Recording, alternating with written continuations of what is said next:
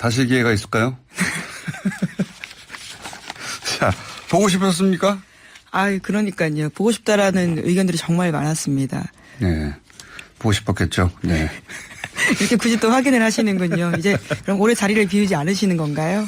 그건 뭐 두고 봐야죠. 예. 제가 휴가 갔다가 어제 뉴스를 쭉 훑어보는데 그 열흘 사이에 난민 문제가 급부상하게 있더라고요. 예, 정말 많은 뉴스들이 있었는데 그중에 가장 큰 뉴스이기도 했습니다. 근데 작년 통계까지는 아직 제가 못 봤는데 어제 와가지고 어제 왔어요. 근데 2016년 통계만 가지고 얘기하자면 2016년 한 해 독일이 받아들인 난민 숫자가 26만 명입니다. 예. 그 해 우리가 받아들인 난민 숫자가 100명이 안 돼요. 예. 그 중에 시리아가 1명이었고. 근데 제주도에 몇 명이 가도 500명이더라고요. 500명, 500여 명. 청와대 청원이 근데 50만 명 했다 받지 말자고. 2016년 기준으로 제가 지금 기억하는 게 2016년밖에 없어서 스페인에서 난민 한 2만여 명 받겠다고 정부가 발표하니까 그 해 바르셀로나에서만 시민들이 30만 명이 나왔어요. 너무 적게 받는다고. 예. 우리가 스페인보다 GDP가 앞섭니다, 이제. 그런데 이제 500명 난민 가지고 받아들인 것도 아니더만요. 심사해야 되는 거잖아요. 네, 현재 그런 상황입니다. 심사하면 우리가 난민 인정 비율이 1%이기 때문에 5명 될까 말까 한 거예요. 예. 그래서 그 숫자 가지고 지금 유럽을 봐라 이렇게 끌고 오는 거는 좀 남부끄럽습니다. 예.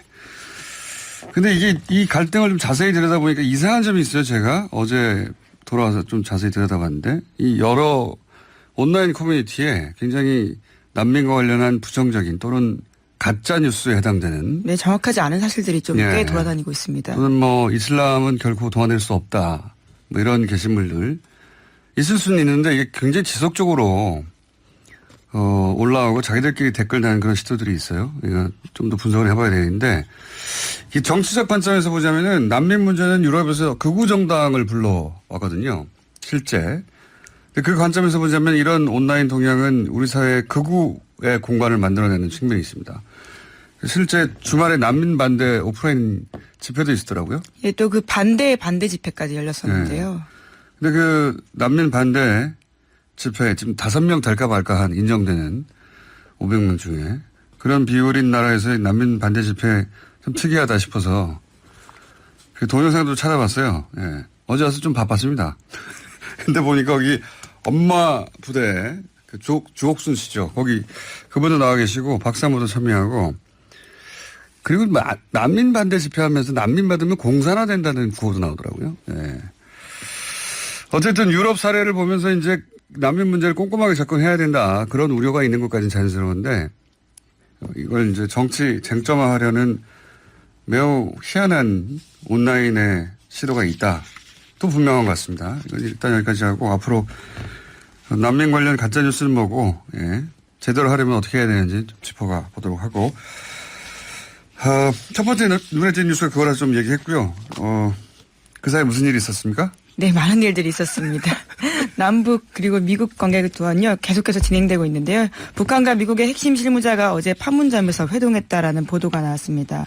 오는 6일에 마이크 폼페이오 미국 국무장관이 3차 방북을 앞두고 실무회담을 한 건데요. 성김대사 등을 태운 차량이 통일대로를 통해서 남측으로 이동하는 장면이 방송사 카메라에 포착되기도 했습니다. 북미 협상에 관여한 실무진 회동이 확인된 것이 6.12 북미 정상회담 이후에 19일 만이라고 할 수 있는데요. 우선은 북한 쪽 카운터파트로는 최선희 북한 외무성 부상이 꼽히고 있습니다. 하지만 오늘 아침 조선일보는요. 김영철 노동당 부위원장이 나올 것으로 알려졌다라고도 보도했습니다. 그렇군요. 판문점에서 북미의 이런 인사들이 이렇게 쉽게 만난다는 사실 자체가 북미 회담 이전과 이후가 얼마나 달라졌냐 이게 증명하는 거죠. 예. 이 사람들이 이렇게 판문점에서 만났다는 게 올해 1월 달에 뉴스로 나왔으면 대박이 났겠죠. 지금 뭐 그냥 지나가는 뉴스 아닙니까? 만나겠지. 이렇게. 앞으로 이런 만남이 계속되겠죠. 예. 나중에 아마 올 한 해는 역사책에 기록될 텐데 우리는 그 기간을 살고 있는 거다. 그런 생각을 다시 한번 들게 하는 뉴스입니다. 이게. 예. 만나서 잘 얘기하겠죠. 예. 네, 만나서 잘 이야기를 해야 되는 상황인데요. 6일에 마이크 폼페이오 장관이 방북을 하는 것을 앞두고요. 어떤 실무적인 이야기들을 조율하고 있는 상황으로 보입니다. 그러겠죠. 예. 네, 그래야 될 텐데요. 네. 지금 북미 정상회담 이후에 여전히 뭐 미국에서는 부정적인 뉴스 나오고. 네, 이제 19일 정도 됐는데요. 속도가 느리다라는 비판들이 있다고 합니다. 사실 19일 만에 만난다라는 것도 빠르면 빠르다고 볼 수 있을 텐데요. 굉장히 빠른 거죠, 사실은. 예, 기대감이 워낙 크다 보니까요. 이에 대해서 속도감에 대한 비판들이 꽤 있었습니다. 남북 북미 관계 비판은 계속 있겠죠. 거기도 이 북한과의 관계가 잘 되면 안 되는 세력이 미국에도 있지 않습니까? 네. 그래서 부정적인 뉴스도 계속 나올 텐데 중요한 건 이제 트럼프 대통령이 김정은 위원장에 대해서 평가하는 걸 보면 굉장히 긍정적이에요. 네, 중심을 잡고 간다라고 볼 수 있는데요. 지난 현지 시간으로 1일에도 인터뷰를 하면서 관련된 긍정적인 메시지를 냈습니다. 김정은 국무위원장에 대해서 우리는 매우 좋은 케미스트리, 그러니까 궁합을 갖고 있다라고 하면서요. 일일이 거론하진 않겠지만 비핵화, 위대한 영웅들의 유해 송환, 그리고 다른 많은 것들도 다뤘다면서 자신이 싱가포르에 가기 전에는 인질까지 돌아왔다라고 자평하고 있습니다. 트럼프 대통령은 이제 미국 내에서 한 게 뭐 있냐, 뭐 퍼주기 아니냐, 뭐 당했다 또는 뭐 그런 이야기를 계속 듣고 있으니까 트럼프 대통령이 그 대북 문제에 있어서는 굉장히 방어적이고 그리고 특히 김정은 위원장에 대한 평가가 좋습니다. 그러니까 진심이다, 진지하다, 믿는다 그를 이런 말을 계속 하거든요. 네, 비핵화에 대해서 굉장히 진지하다라고요. 폭스뉴스와 인터뷰에서도 이야기를 했는데요. 그러니까 직접 만나본 사람으로서에 대한 평가를 하는 겁니다. 트럼프 대통령과 김정은 위원장 사이에 이런 신뢰가 구축됐다는 게 가장 중요하죠. 사실 종이에 아무리 사인해봐야 신뢰가 없으면 소용이 없어요. 그 일반적인 사업에서도 결국은 계약서가 아니라 상대의 신의 성실을 믿어주느냐 이게 결국은 모든 걸 결정하거든요. 근데 북미 정상회담의 가장 큰 성과는 저는 종이에 사인한 게 아니라 성명을 발표한 게 아니라 둘 사이에 이런 사람이구나 하는 그런 감을 가졌고 그리고 그게 굉장히 긍정적이다. 김정은 위원장은 여기에 대해서 뭐라고 했는지 모르겠는데 트럼프 대통령은 지속적으로 김정은 위원장 나하고 잘 맞는다. 예. 그 사람 진지하고 그리고 비핵화를 하려고 한다고 믿는다. 이런 네, 비핵화 의지를 계속해서 네. 강조하고 있습니다. 아주 좋은 신호죠. 예. 결국은 그 최종 결정권자가 여러 가지 이제 신호가 복합적으로 올 때 그렇지만 나는 믿고 끝까지 갈 거다. 이게 굉장히 중요한데 그게 됐다는 게 큰 성과죠. 자. 네, 물론 미국 내 우려가 계속 나오고도 있는데요. 북한이 핵탄두 핵시설 은폐를 추구하고 농축 우라늄 생산을 늘리고 있다라는 미 정보 당국발 보도도 나오고 있습니다. 그런 보도도 있고 이제 뭐 북한이 악마로 계속 남아줘야 이득이 되는 정치적 경제적 이득이 되는 세력들이 있죠. 뭐 강경파들도 그렇고 또 전문가들도 그렇고 군산 복합체도 그렇고 북미 소규가 되기까지 이런 세력들이 계속해서 이제 부정적인 뉴스를 내겠죠. 예. 그런 세력도 다뤄야 되고 특히 미의회가 결국은 나중에 통과를 시켜줘야 되는데 예.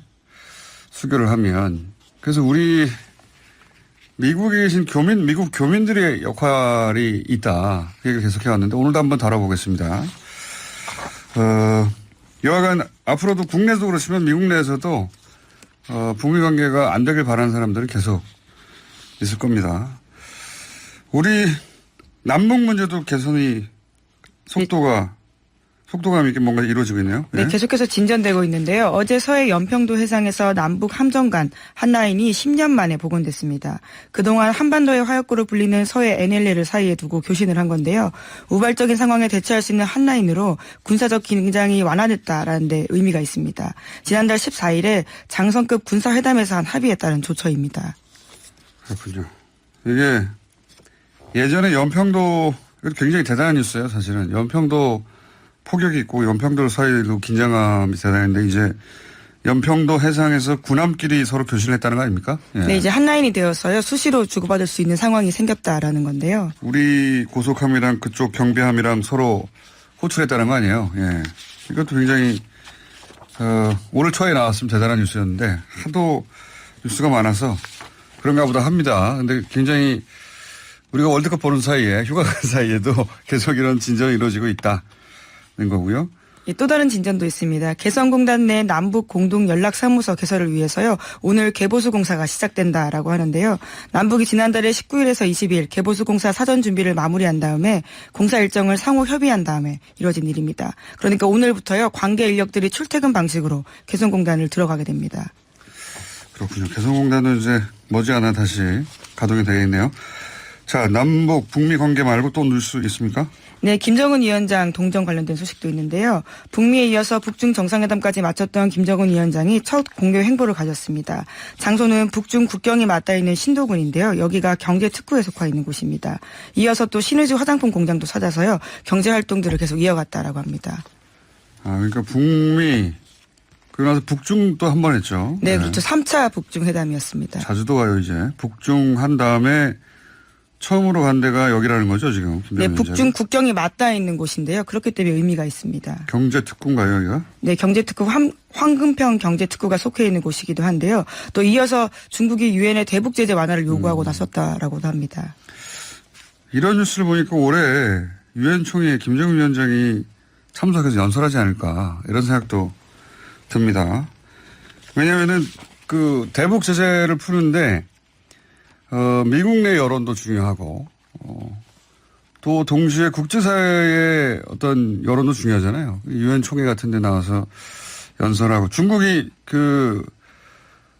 대북 제재 완화를 요구하는 성명을 유엔 안보리에 냈다고 하니까, 그러니까 동시다발로 그런 노력을 할 것 같아요. 유엔 총회에 김정은 위원장이 연설하면 그것도 대박이겠네요. 네. 그럴 수도 있을 것 같습니다. 요즘 나온 뉴스를 보면. 그런 뉴스들이 좀 있고, 그 외에 국내 뉴스는 뭐가 있습니까? 네, 재판거래 의혹이 계속해서 수사가 진행 중인데요. 수사가 좀 더딘 편입니다. 그런데 이제 검찰이 강제 수사에 본격적으로 나섰다라는 보도들이 나오고 있는데요. 양승태 대법원이 자신들의 수건 사업인 상고법원 설치에 반기를 들었던 하창우 전 대한변협 회장을 압박하기 위해서 사찰을 하거나 선거에 개입하려 했다라는 문건이 나왔습니다. 이에 대해서 검찰이 강제 수사에 나섰는데요. 문건 내용들을 보면 전체 대법원에 문제가 되고 있는 410건 문건 중에서 대한변협 압박 방안 검토, 대한변협 대응 방안 검토, 대한변협 회장 관련 대응 방안 이렇게 4가지 건이 있다라고 합니다. 아니, 대한변협을 왜 사법부에서 압박을 하는 거죠? 자신들의 주요 법안에 대해서 반대하는 의사를 표했기 때문인데요. 자기들 사업 상고법원이라든가 그렇죠. 이런 사업들에 대해서 예, 내부적으로 그래서 대한변협 회장에 대해서 재산 상황들을 조사하기도 하고요. 수임 상황들을 조사하기도 했습니다. 뿐만 아니라 대한변협 이미지를 나쁘게 해야 된다면서 재정 파탄 이미지를 부각시켜야 한다라는 문건도 기재돼 있었다라고 합니다. 양승태 사법부는 말이죠. 보면 정치 집단처럼 사고하고 행동을 했어요. 예. 자기들이 목적한 바가 있는데 그걸 달성시키기 위해서 뭐 어떤 집단을 압력을 가한다든가 아니면은 언론 플레이를 한다든가. 네, 그렇습니다. 대놓고 아예 기사들을 특정 언론사 기자를 활용해서 내보냈다라는 정황도 문건에 있다라고 하는데요. 어느 언론사일까요? 조선일보일까요? 네, 보수 언론으로 보이는데 현재 그 기사는 인터넷에 삭제된 상태라고 합니다. 아, 그래요? 예. 원래 기사가 나긴 났는데? 예, 그렇죠. 그 문건 그대로 기사가 났고요. 심지어 문건에는 해당 기사가 썼던 과거 기사들을 언급하면서 이 기자를 이용해서 하창우 전 회장을 비판하게 해야 된다는 내용이 담겨 있다라고 합니다. 그러니까요. 이분들은 제가 보기엔 다 여의도에 가셨어야 할. 예, 대법원이라고는 참 상상하기 힘든 국정원이나 혹은 여의도에서 나올 만한 문건이라고 보이는데요. 그러니까요. 그런 거를 양승태 사업부 했고 그 문건이 남았고 그게 지금 검찰에 넘어가 있다는 거죠? 예. 네. 그리고 아직까지 모든 문건이 넘어가 있지 않기 때문에요. 검찰이 더욱 강제 수사해야 된다는 여론이 올라가고 있습니다. 강제 수사 하긴 하겠죠. 예. 알겠습니다. 오늘 여기까지 하고요. 앞으로 잘하세요, 그러니까. 네. 저도요. 네네. 여기까지 하겠습니다. 시사인의 김은지였습니다. 감사합니다. 꼭 한번 나오시고요. 예.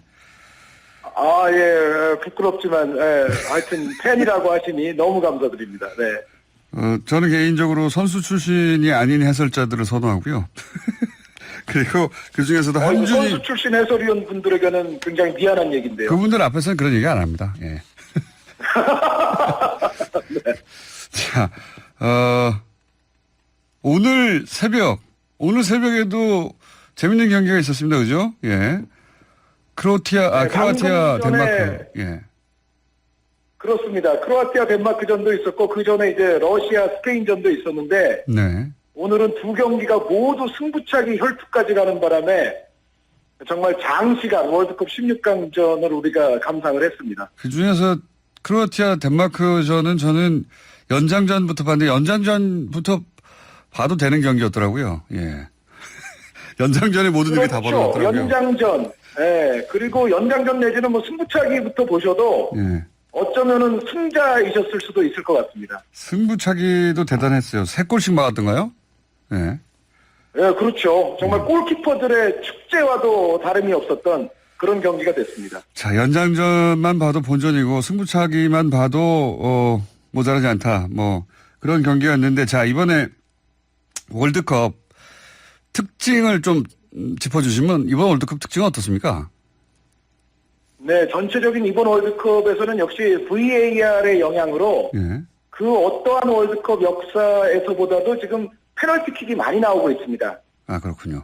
페널티킥 뭐 최다의 월드컵으로 지금 기록이 되게 됐는데요. 근데 다만 이제 우리도 이번에 그 비디오 판정들을 보면서 그런 걸 좀 느꼈지만은 이게 또 비디오 판정을 하는 것을 최종적으로 결정하는 사람은 또 주심이다 보니까는 예. 그 주심들이 뭐 매번 매 경기 똑같지가 않지 않습니까? 그래서 어떻게 보면은 조금 형평성이 없는 비디오 판정이 이루어지고 있다. 뭐 이런 얘기도 분명히 나올 수가 있을 것 같고요. 그리고 이번 대회 또 재미있는 특징 중에 하나는 그 어떤 대회 이상으로 지금 자책골이 많이 터지고 있어요. 아, 그렇죠. 오늘도 자책골 하나 터졌죠. 러시아 전에서. 그 그죠? 자책골 그렇죠. 러시아 선수 뒷발에 맞고서 아주 네. 절묘하게 또 빨려 들어갔는데 이 자책골이 많이 터지는 월드컵이기 때문에 앞으로의 남은 경기들에서도 모든 팀들이 이제 자책골 경보가 발령이 돼야 될 것 같습니다.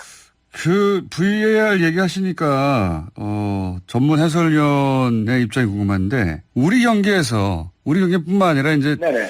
그 축구 강국에 비해 상대적으로 우리가 심판에 최소한 덕을 못 본 건 확실하죠.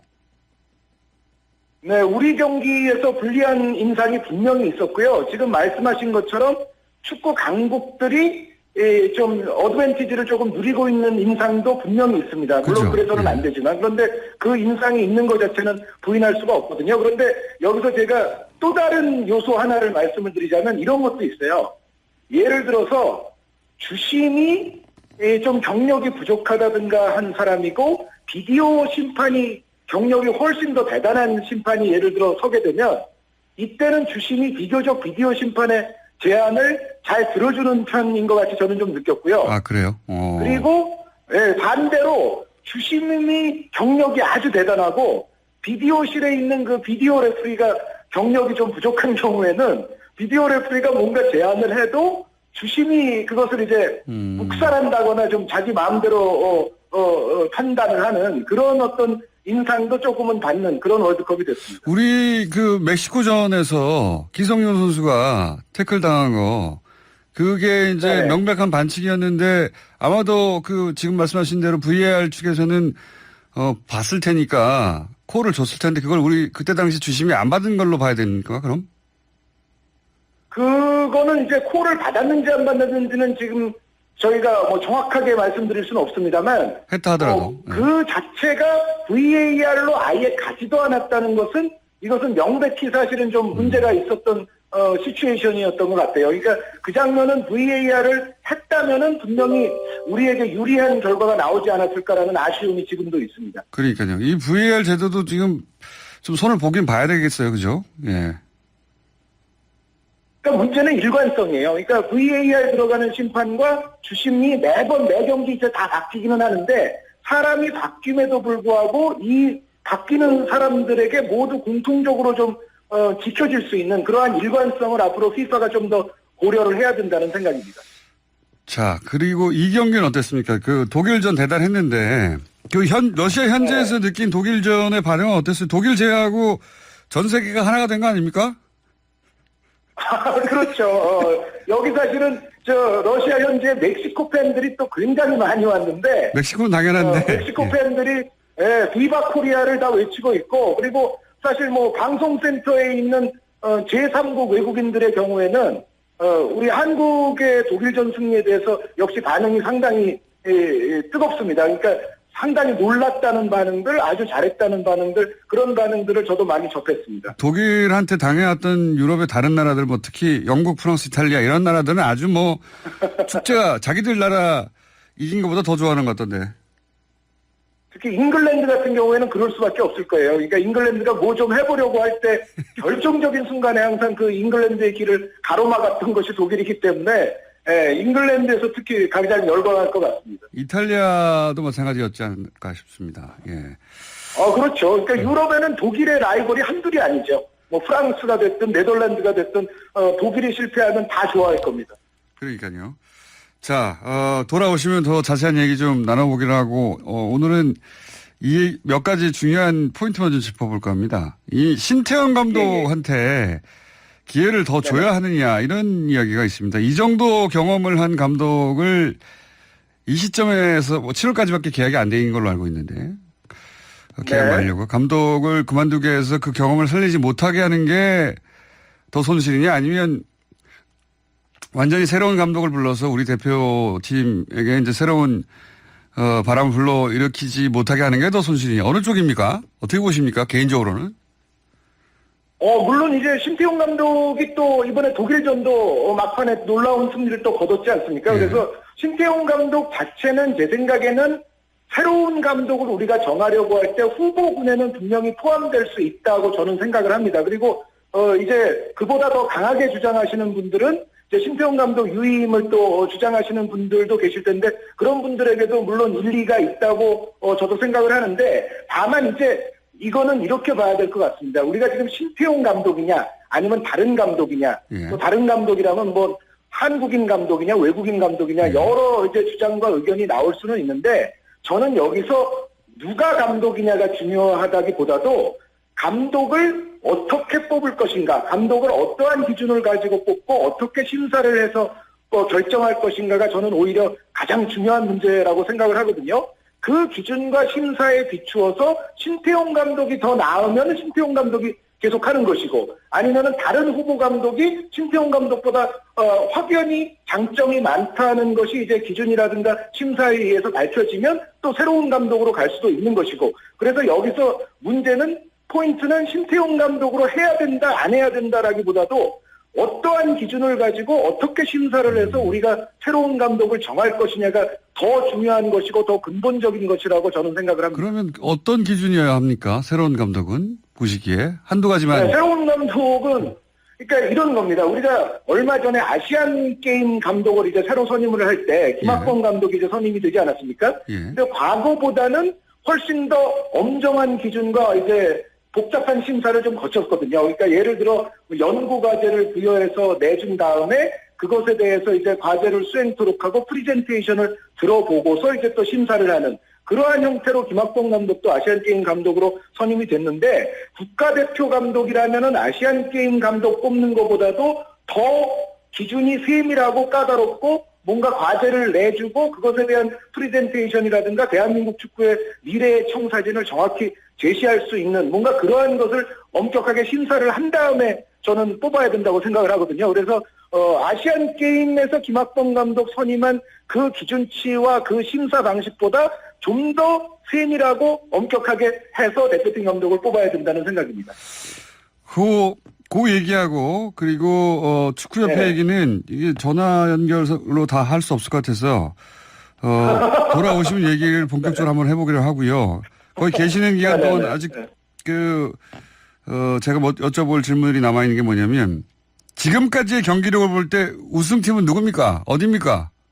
프랑스, 브라질. 지금까지의 경기력을 볼 때. 잉글랜드, 크로아티아 정도. 우리에게 패한 독일도 집에 갔고요. 아르헨티나 집에 갔고, 포르투갈도 집에 갔고, 이제 스타 군단인 스페인도 집에 가지 않았습니까? 그러니까요. 네, 그렇다면은 지금까지의 모습만으로 봤을 때는 이제는 브라질과 프랑스의 승부가 될 확률이 그래도 가장 높지 않느냐라는 생각입니다. 크로아티아도 잘하던데 보니까. 크로아티아도 잘하긴 하는데 이제 오늘 경기는 그런데 크로아티아가 다소간 실망스러웠거든요. 그런데 그런 관점에서 본다면 크로아티아는 좋은 날과 좋지 않은 날이 조금 명확하게 갈릴 수 있고. 그럼 프랑스하고 브라질 중에 하나 골라주세요. 예. 프랑스와 브라질 중에서요? 예, 브라질 중에.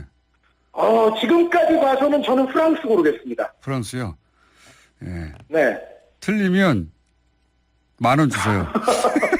그리고 한 가지만 더. 10,000원이면 됩니까? 일본, 벨기에는 어떻게 됩니까? 일본, 벨기에 내일 제가 중계 예정으로 있습니다만, 일본이 여기서는 안 되지 않을까라고 저는 생각합니다. 그러니까 벨기에가 기본적으로 개인기와 힘, 높이 이런 거를 동시에 다 갖춘 팀이기 때문에 예를 들어 높이와 힘으로만 폭격을 해도 벨기에가 일본은 충분히 무너뜨릴 수 있지 않을까라는 생각이고 여기에 이제 또 기량 테크닉이 좋은 선수들도 갖추고 있기 때문에 전반적으로 일본의 행보는 여기까지가 될 공산이 크다는 생각입니다. 근데 일본이 의외로 벨기에와 상성이 좋지 않나요? 상대 전적이 꽤 괜찮은 걸로 알고 있는데. 그렇죠. 그런데 지금 이 상황에서의 대결은 평가전이라든가 이런 상황에서의 대결과는 완전히 다른 것이 될 것이고, 벨기에 입장에서도 벨기에가 사실 지금 멤버가 상당히 화려하고, 이른바 황금 세대라는 평가를 받는 멤버인데, 여기서 침몰하게 되면 벨기에 입장에서도 데미지가 엄청나게 클 거거든요. 벨기에 선수들도 이 한 판은 놓치지 않을 거라고 저는 확신을 합니다. 자, 만약에 일본 8강 올라가시면 책임지세요. 네. 네. 그건 또 얼마죠? 그건 액수가 상당할 예정입니다. 예. 벨기에가 이깁니다. 어쨌든. 네. 네. 벨기에가 만약에 지면, 축구협회가 난리가 날 것 같습니다. 그런 좋은 점은 있네요. 그런가요? 네. 그런데, 네. 사실, 우리가 우리 자신을 좋게 만드는 방향으로 개혁을 하고 이제 미래를 준비해야지, 사실 남이 어떻게 하든지 그 눈치 볼 필요는 없는 것 같습니다. 그런데 말이죠. 일본 진출하면 네네. 배가 너무 아파요. 그렇죠. 또 아무래도 비교가 어쩔 수 없이 될 수 있는 부분도 분명히 있기는 할 겁니다. 어쩔 수 없는 정도가 아니라 배가 너무 아파요. 안 됩니다, 그거는. 오늘 여기까지 하고요. 귀국하시면 예. 이 축구협회 이야기하고 감독 얘기하고 예. 좀 자세히 좀 나눠봤으면 합니다. 스튜디오 한번 꼭 나와주세요. 알겠습니다. 감사합니다. 네, 오늘 여기까지 하겠습니다. 감사합니다. 예, 감사합니다. 월드컵 잠깐 짚어봤습니다. KBS 한준희 해설위원이었습니다. 2588 대리운전 협찬 서울 토피스 제공 7시 40분 교통정보입니다. 강변북로와 올림픽대로 두 도로 모두 일산 공항 쪽으로 강동대교부터 한강대교까지 밀립니다. 강변북로는 1시간 10분 정도, 올림픽대로는 같은 구간 1시간 15분 정도 걸립니다. 경부고속도로 서울 쪽으로는 수원 부근 그리고 판교에서 반포 사이 12km 정도가 밀리고, 용인 서울고속도로가 헐릉 쪽으로 광교에서 서판교 또 고등나들목에서 헐릉까지 정체입니다. 분당 내곡로는 시흥 지하차도 지나서 구룡터널까지 정체고요. 분당 수서로가 장진나들목에서 탄천 1교까지 밀립니다. 박소연의 좌우로 정렬 2588 대리운전 협찬이었습니다.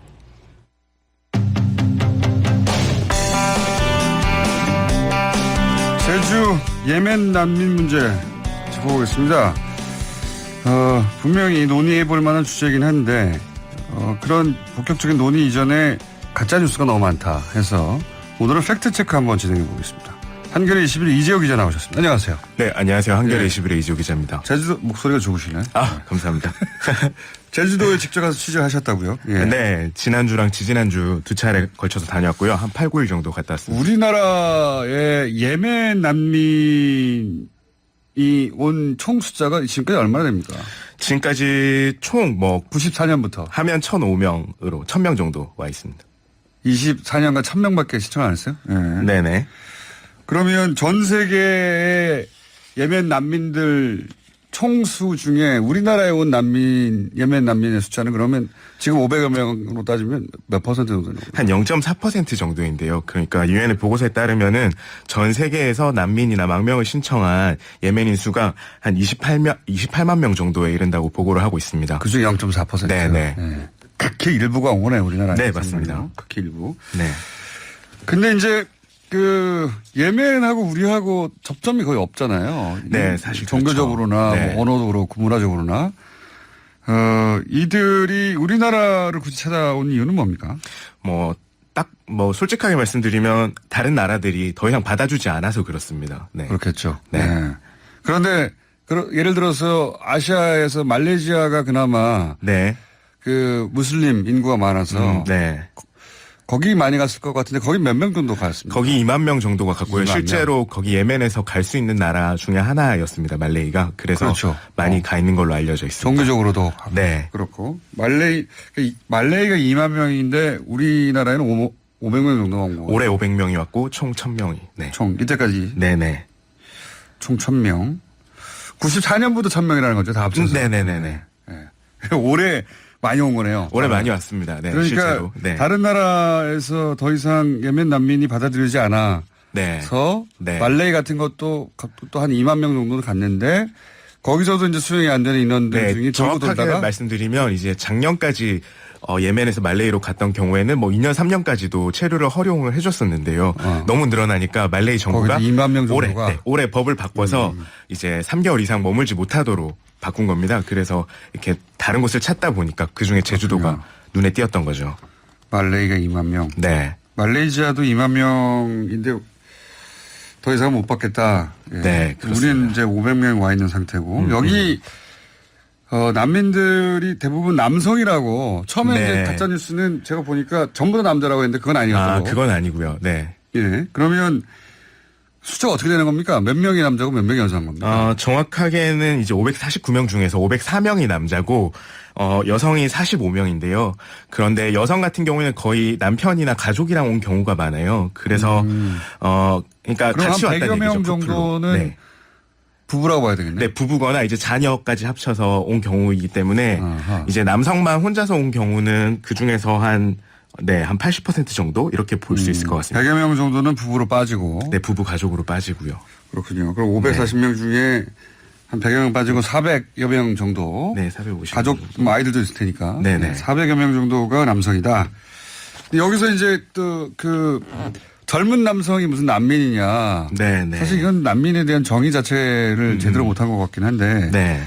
난민이 뭐 젊고 늙고 남녀 구분은 없는 건데. 네네. 여하간 젊은 남성은 약자가 아니지 않느냐 이거죠. 한마디로 말하면. 네.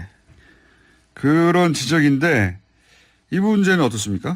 이게 왜 젊은 남성이 많은 거죠? 젊은 남성이 정확하게 징집 대상이 되기 때문입니다. 강제 징집 대상이 되기 때문인데요.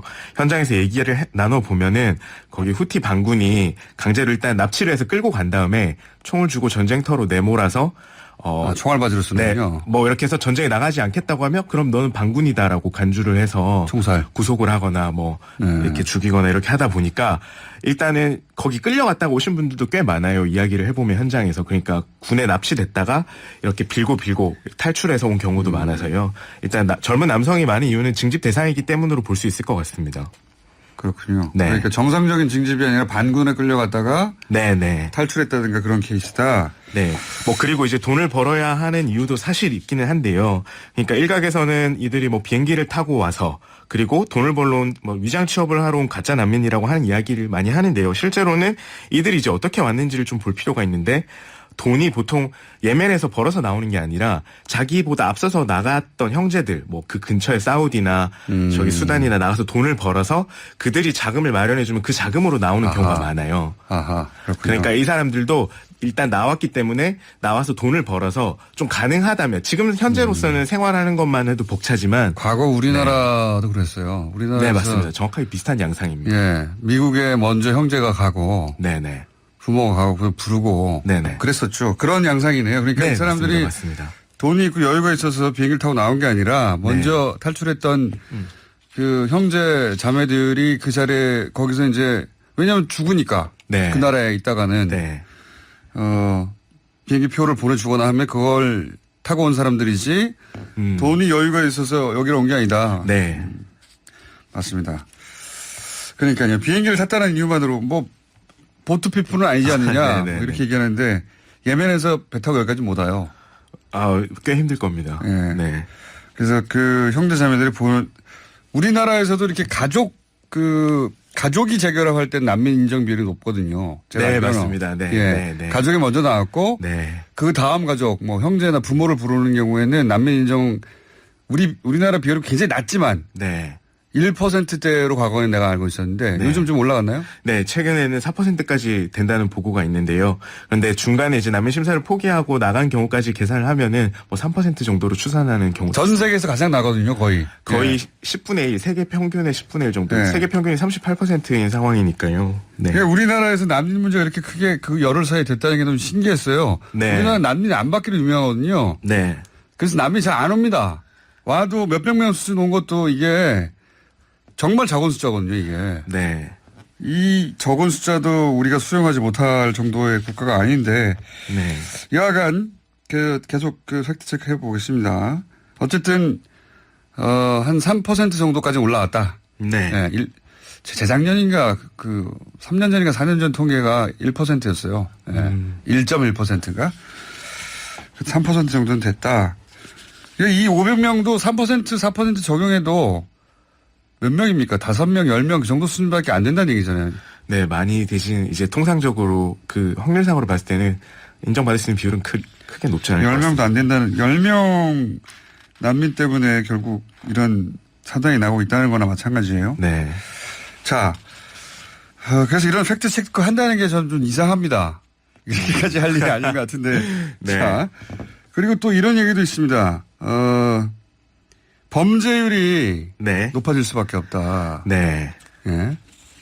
뭐 이 부분이 가장 이제 국민들께서 우려를 하시는 부분 같습니다. 그런데 제가 좀 인상적이었던 부분이 출입국청에서 뭐 한국 생활 관련하고 설명을 하고 취업 설명회 프레젠테이션을 하는데 이게 예멘인이 100명이 넘는 이제 그 예멘인이 강당에 들어갔어요. 조금 강당에. 그런 경우에 좀 시끌시끌 하잖아요. 그런데 딱 한국인 공무원이 마이크를 드는 순간 서로가 이렇게 쉿쉿 하면서 자기들끼리 조용하자고 하고 이렇게 쥐죽은 듯이 조용해지더라고요. 그러니까 그게 굉장히 상징적인 사례라고 저는 생각을 했는데요.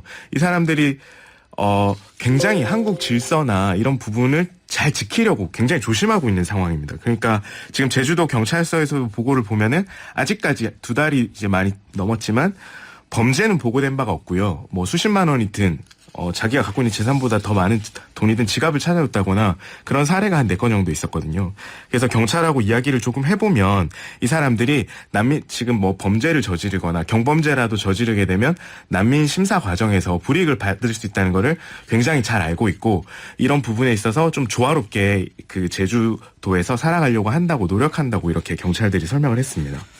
사실 이게 이제 무슬림에 대한 공포도 있어요. 네. 하도 네. 무슬림 테러, IS 이런 뉴스를 많이 접하다 보니까. 네네. 근데 우선 그 숫자가 네. 너무 적어요. 네. 지금 그 무슬림 커뮤니티가 뭐 다른 나라에서 뭐 5% 혹은 10% 되면 어쩌고저쩌고 하는데 네, 우리나라 네. 인구 그 정도 되려면 5천만 명이 250만 명 정도 돼야 되는 겁니다. 네. 5%의 인구가 어쩌고저쩌고 한다고 하는데 250만 명의 난민이나 혹은 그 커뮤니티가 형성돼야 된다는 건데 5%가 된다 하더라도 네.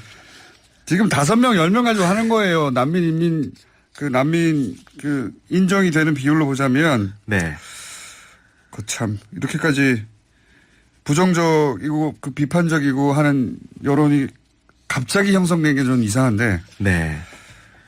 자, 청년 일자리를 뺏는다. 이건 어떻습니까?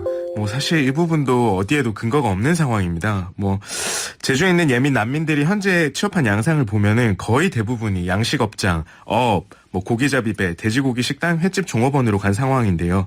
이 직군에 있는 현지 주민들 뭐 식당주나 뭐 선주 분들하고 얘기를 하면 이미 한국 사람들이 많지 않은 직군이었어요.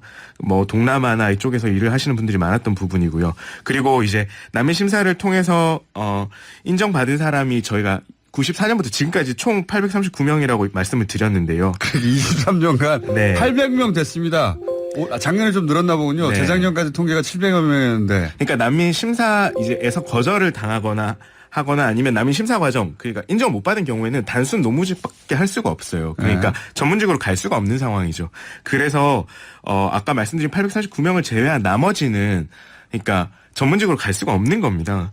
그렇다면은 우리가 이제 우리 젊은 층이 일을 하고자 하는 그런 부분, 정규직, 특히 그런 일자리를 뺏을 거라는 거는 가능성이 굉장히 희박하다고 볼 수 있겠습니다. 뭐 가능성이 없죠. 네.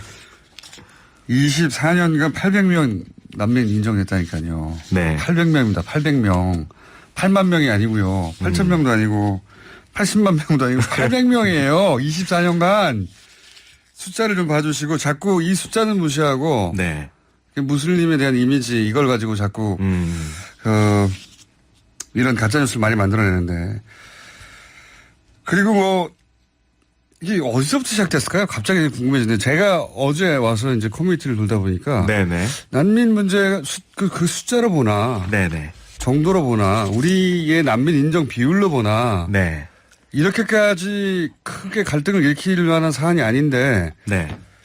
갈등이 어마어마하게 커진 것처럼 비춰지는 어떤 그 활동들이 있더라고요. 네, 제가 이 부분 이제 제주도에서 취재하면서 사실은 그 부분을 보고 가봐야겠다고 생각해서 지난주 토요일에 집회 광장을 가봤었는데요. 네. 집회가 있었던 광장을 가봤는데 좀 흥미로웠던 부분이 인구 구성이었습니다. 대부분 20대, 30대가 많았고요. 그중에서 젊은 여성층의 비율이 현저하게 높았었습니다. 그래서 그 집회 현장에서 그 맞불 집회도 있었는데요. 그 집회 숫자는 난민 반대 집회가 한 700명 정도 경찰 추산으로 그리고 찬성 집회가 70명 정도 해서 10배 정도 많았는데요. 집회에서 성명서나 발언 내용을 조금 쭉 들어보니까 일단 크게 여성에 대한 억압 그리고 여성을 상대로 한 범죄율의 증가 그리고 한국 사회가 장기적으로 제도가 무슬림의 제도를 따라갈 것이다라는 우려가 많았어요. 말이 되는 소리입니까? 난민 전체 24년간 800명 인정됐는데 800명 때문에 네. 무슨 법규를 바꾼다는 게 이슬람화가 된다는 게 말이 안 되는 소리인데 이게 어떻게 먹히죠? 그런데 이 부분에서 조금 들여다봐야 되는 게 제가 그래서 실제로 그 무슬림의 이제 그 예멘에서 온 무슬림 여성에게 연락을 했어요. 전화를 해서 이야기를 해봤고 한국 여성들이 이런 부분에 대해서 우려를 갖고 있다.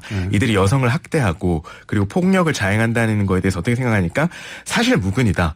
그리고 무슬림 국가에서 과거에 한때 여성을 억압했던 그런 문화가 있지만 전통이 있었지만 무슬림 사회도 계속 변화를 해왔고 여건이 신장되는 방향으로 나아가는 도상에 있는 거다. 그리고 일부 남성이 그렇게 억압하는 거는 뭐 한국이나 다른 문화권도 마찬가지지 않냐 이렇게 얘기를 했었습니다. 아니 근데 저는 우리가 그렇게 이제 무슬림 문화에 대한 오해도 있지만 네. 그 무슬림화 될 것이라고 하는 우려 자체가 네. 말이 되느냐는 거죠. 기본적으로. 이게 20몇 년간 800명 정도 받아놓고 네네. 그러면 해로 나누면요. 한 해당 2명 뭐 이런 정도예요. 20명입니까? 아, 2명이 아니라 20명 정도 되는 거예요. 네네네. 그 숫자 가지고 우리가 무슬림화 된다느니 이런 호들갑을 떠는 게 말이 되나요? 어떻게 무슬림화가 돼요? 그 숫자 가지고. 자, 이 문제는 앞으로 계속 짚어보겠습니다. 우려에 대한 부분도 짚어보긴 하겠으나 일단 가짜 뉴스 부분을 짚어봤습니다. 한겨레 21 이지혁 기자였습니다. 감사합니다. 네, 감사합니다.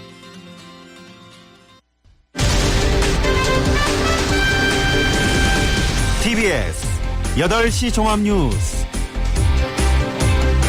장마와 북상 중인 태풍 등의 영향으로 폭우가 쏟아지면서 전국에서 피해가 잇따랐습니다.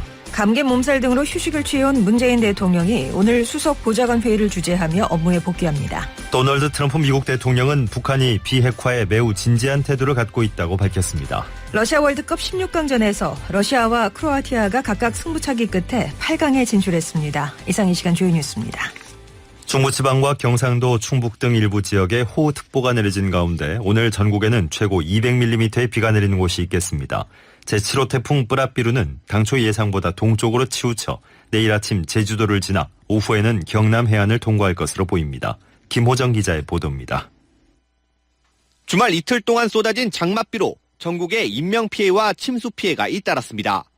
전남 영광에선 모내기를 하던 태국 여성이 낙뢰를 맞아 숨졌고 전남 보성에선 흘러내린 토사에 70대 여성이 다쳤습니다. 전남과 충남, 충북에선 농경지 2,400여 헥타르가 물에 잠겼고 전남 보성의 한 아파트엔 차량 22대가 침수되는 등 피해가 속출했습니다. 18개 국립공원의 460여 개 탐방로에 출입이 통제된 가운데 서울 청계천도 산책로 주변에 접근이 제한되고 있습니다. 오늘 하루 현재까지 전남 여수에는 89.5mm, 충남 서천 59.5mm, 충북 단양 57.5mm, 전북 군상 59.8mm의 많은 비가 쏟아졌고 서울에는 15.5mm의 비가 내렸습니다. 오늘도 장맛비가 이어지면서 시간당 30mm 이상의 비가 쏟아지는 곳이 있겠으며 최고 200mm의 비가 오는 곳이 있겠습니다. 제7호 태풍 뿌라삐룬이 한반도에 접근하면서 추가 피해도 우려됩니다. 뿌라삐룬은 당초 예상보다 동쪽으로 치우쳐 내일 새벽부터 아침 사이 제주도 동쪽 해상을 지난 뒤 오후엔 경남 해안 부근에 상륙할 것으로 예상됩니다. 특히 태풍의 오른쪽 반경인 위험 반환에 드는 제주도와 영남 지방엔 강한 비바람으로 피해가 우려되고 있습니다. 제주도와 전남 해안, 경상도 등에 태풍 예비특보가 발효됐으며 정부는 중앙재난안전대책본부를 가동하고 비상대비 태세를 유지하고 있습니다. TBS 뉴스 김호정입니다. 제7호 태풍 뿌라삐룬의 영향으로 어제부터 임기를 시작한 민선 7기 전국 자치단체장들이 취임식을 축소하거나 전격 취소했습니다. 전국 17개 광역단체장들과 226개 기초단체장들 가운데 대부분은 간략한 선서만으로 취임식을 대신한 뒤 곧바로 태풍 대책회의를 하며 서둘러 공식 업무를 시작했습니다. 이어 피해 현장과 재해 위험 지역 등을 돌며 시설 점검으로 휴일을 보냈습니다. 감기 몸살에 걸려 지난달 28일부터 휴가를 내고 휴식을 취해온 문재인 대통령이 오늘 오후 청와대에서 수석 보좌관 회의를 주재하고 업무를 재개합니다. 문 대통령이 공식 석상의 모습을 드러내는 것은 지난달 24일 서울공항을 통해 러시아 국빈 방문에서 귀국한 뒤로 8일 만입니다. 문 대통령은 지난달 27일 오전까지 정상적으로 직무를 보던 중 몸 상태에 이상을 느껴 그날 오후 일정을 모두 취소했고 청와대는 문 대통령이 과도한 일정과 누적된 피로 탓에 감기 몸살에 걸렸다고 발표했습니다. 이후 문 대통령은 28일과 29일 이틀간 휴가를 내고 어제까지 관저에서 휴식을 취했습니다. 도널드 트럼프 미국 대통령은 비핵화 협상과 관련해 북한이 핵시설 리스트 신고 등에 매우 진지한 태도를 갖고 있다고 밝혔습니다. 트럼프 대통령은 미국 폭스뉴스와 인터뷰에서 북한이 핵시설들이 어디 있는지 등을 미국에 이야기해야 하지만 이에 진지하지 않은 것 같다는 질문에 북한은 비핵화에 매우 진지하다고 생각한다며 그들이 그렇게 하길 원하고 있다고 답했습니다. 이어 김정은 북한 국무위원장과의 관계에 대해 매우 좋다고 강조하며 비핵화와 미군 유해 송환, 미국인 인질 석방 등을 성과로 자평했습니다. 트럼프 대통령은 또 한미연합 군사훈련 중단 방침을 거론하며 더 이상 워게임을 하지 않아 많은 돈을 아끼게 됐다고 말했습니다. 이와 함께 미국은 북한에 아무것도 주지 않았다며 대북 양보론을 일축하면서 북한이 굉장한 미래를 갖게 될 것이라고 믿는다고 강조했습니다.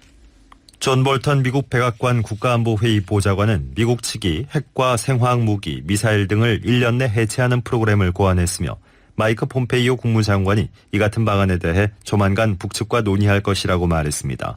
볼턴 보좌관은 미국 CBS 방송과 폭스뉴스 인터뷰에서 미국은 북한 비핵화를 위한 프로그램을 발전시켜왔다면서 이같이 밝혔습니다. 이 같은 발언은 폼페이오 장관이 비핵화 로드맵 등에 대한 후속 회담을 위해 오는 6일쯤 방북할 것으로 알려진 가운데 구체적인 시간표를 밝힌 것이어서 주목됩니다. 폼페이오 장관의 방북 시 1년 내 해체 시한 제시와 함께 비핵화 시동을 위한 초기 조치로 북한의 일부 핵, 미사일 반출까지 염두에 둔 것 아니냐는 관측이 나옵니다. 미국 국무부가 어제 판문점에서 북미 간 실무회담이 개최된 사실을 확인했다고 미국 CNN 방송이 보도했습니다. CNN 보도를 보면 국무부 고위 관계자들은 성김 필리핀 주재 미국 대사가 이끄는 미 관료팀이 판문점에서 북쪽 인사들과 만났으며 이는 6.12 북미 정상회담 이후 북미 사이의 첫 직접 대화라고 말했습니다. 또 이번 회동은 도널드 트럼프 미국 대통령과 김정은 북한 국무위원장 간의 합의사항 이행을 논의하기 위한 것이라고 설명했습니다. 노동자의 삶과 직장 문화를 크게 바꿔놓을 주 52시간제가 어제부터 본격적으로 시행됐습니다. 주 52시간제가 적용되는 곳은 상시 노동자 300인 이상 사업장과 국가, 공공기관, 지방자치단체 등입니다. 국내 대부분 사업장이 주 노동시간을 월요일부터 계산하기 때문에 주 52시간제 시행에 따른 노동시간 계산은 대체로 월요일인 오늘 시작될 것으로 보입니다. 고용노동부는 주 52시간제 적용 사업장에서 노동시간 위반이 적발돼도 시정기간을 최장 6개월까지 부여할 방침입니다. 크로아티아와 러시아가 승부차기 끝에 각각 덴마크와 스페인을 꺾고 2018 러시아 월드컵 8강에 올랐습니다. 크로아티아는 우리 시간으로 오늘 새벽에 열린 2018 러시아 월드컵 16강전에서 덴마크와 1대1로 비긴 뒤 승부차기에서 3대2로 승리하며 8강에 진출했습니다. 앞서 열린 개최국 러시아와 무적함대 스페인 간 16강전에서도 승부차기로 승패가 갈렸습니다. 러시아와 스페인은 전후반과 연장까지 1대1로 승부를 가리지 못했고 이어진 승부차기에서 러시아가 4대3으로 이겨 구소련 시절인 1970년 멕시코 월드컵 이후 48년 만에 월드컵 8강행 티켓을 따냈습니다. 서울과 지방 간 내 집 마련 양극화가 심화되고 있습니다. 한국주택금융공사 자료를 보면 지난 1분기 서울의 주택 구입 부담 지수는 118.8로 지난해 4분기보다 2.1포인트 올라 지난 2016년 2분기부터 7분기 연속 상승했습니다. 주택 구입 부담 지수는 중간소득 가구가 표준 대출을 받아 중간 가격 주택을 구입하는 경우에 상환 부담을 보여주는 지수로 숫자가 높아질수록 부담도 늘어난다는 뜻입니다. 16개 시도 가운데 서울과 대구, 제주만 주택 구입 부담 지수가 올랐고 나머지 지역은 떨어지거나 전분기와 같았습니다. 이는 서울의 집값이 상대적으로 많이 올랐고 서울은 전 지역이 투기 지역 또는 투기 과열 지구로 지정돼 대출받기 까다로워졌기 때문인 것으로 풀이됩니다. 오늘도 장마 전선의 영향으로 전국 대부분 지역에 비가 내리고 있습니다. 경기 서해안과 충북, 강원 남부 등에 호우특보가 발효 중인 가운데 천둥과 번개를 동반한 시간당 30mm의 강한 비가 내리는 곳이 있습니다. 비는 오늘 밤 남부지방부터 그치기 시작해 내일 밤에 대부분 그치겠습니다.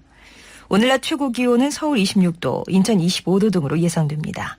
서울의 현재 기온은 20.8도, 오늘 내린 비의 양은 17mm입니다. 8시 종합뉴스를 마칩니다. 뉴스 편집 김훈찬, 기술 윤동혁, 아나운서 황원찬, 송정이었습니다. 정체도 깁니다. 서울 외곽순환고속도로는 판교에서 일산 쪽으로 소래터널 부근의 사고는 정리가 됐는데요. 소래터널부터 송내 사이 정체가 남아 있습니다. 또 구리에서 판교 쪽으로는 구리 남양주요금소에서 서하남까지 15km 구간 정체고 성남 부근 갓길에서 사고가 있었는데 지금 처리 작업으로 뒤로 2km 정도 밀립니다. 분당 수서로가 청담대교 쪽으로 탄천 나들목부터 탄천 1교까지 또 분당 내곡로는 시흥지차도부터 구룡터널까지 각각 정체고요. 경부고속도로가 서울 진입 수원 부근 그리고 판교 분기점에서 반포 나들목까지 12km 구간 밀립니다. 올림픽대로와 강변북로 일산공항 쪽으로 두 도로 모두 강동대교에서 한강대교까지 밀립니다. 강동대교에서 한강대교 사이 1시간 반은 있어야 이동이 가능하겠습니다. 콜레스테롤 관리의 시작 레이델 폴리코사놀텐 협찬이었습니다. 이어서 김어준의 뉴스공장 3부가 방송됩니다. TBS FM.